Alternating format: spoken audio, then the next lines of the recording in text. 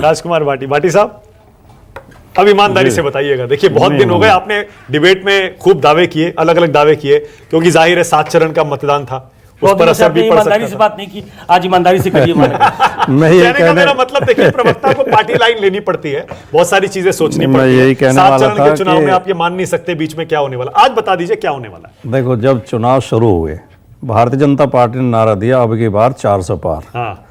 और मैंने ये गौर किया, 1-2 अपवादों को छोड़ के, राजीव रंजन जैसे लोगों को छोड़ के जो बिल्कुल एक्चुअल बात करते हैं, ज़्यादातर एंकर, ज़्यादातर चैनल, ज़्यादातर चुनाव विश्लेषक, ज़्यादातर समीक्षक और ज़्यादातर जो ओपिनियन पोल थे, सब 400 के करीब दिखा रहे थे। बीजेपी को खींच तान के 400 के करीब ले जाते थे एनडीए को, मतलब उनकी हाँ मिला रहे थे, सब बोल रहे थे। अब आज वोट पड़ चुके हैं, अब मतदाता प्रभावित होने का कोई डर नहीं है।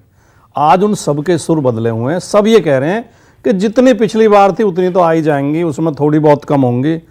तो जब आज इतने तेवर ढीले हो गए तो इंतजार कीजिए 4 तारीख का, 4 को और ढीले होंगे। और जो हम कह रहे हैं, मान लिया राजीव जी की बात मान ली कि 200 तक नहीं निपटा पाएंगे, तो 225 पर रोक देंगे। अरे वो कह रहे हैं बीजेपी की सरकार आ रही है, कहा तो सही मेजोरिटी आ जाएगी। देखो, पहली बात राजीव तो घूमे हैं, राजीव रंजन ग्राउंड पर घूमे। पहली बात तो उन्होंने दावा नहीं किया, वो कह रहे हैं, उनका भाव ये था, उन्होंने शब्द बेशक ये प्रयोग नहीं किए कि जोड़ तोड़ करके हो सकता है बना ले।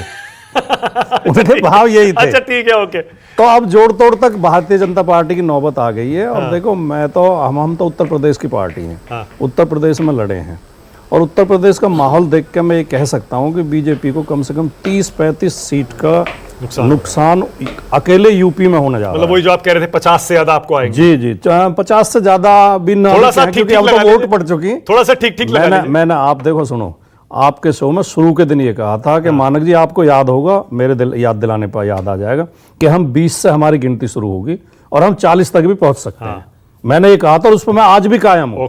और ये हमारा उत्साह बढ़ा बाद के 2 चरण के बाद, तीसरे, चौथे, 5वें, 6ठे चरण में हम और पुख्ता होते गए कि हम 40 पर गारंटी से पहुंचेंगे। अच्छा ठीक है, और कुछ सीटें कांग्रेस की भी आएंगी।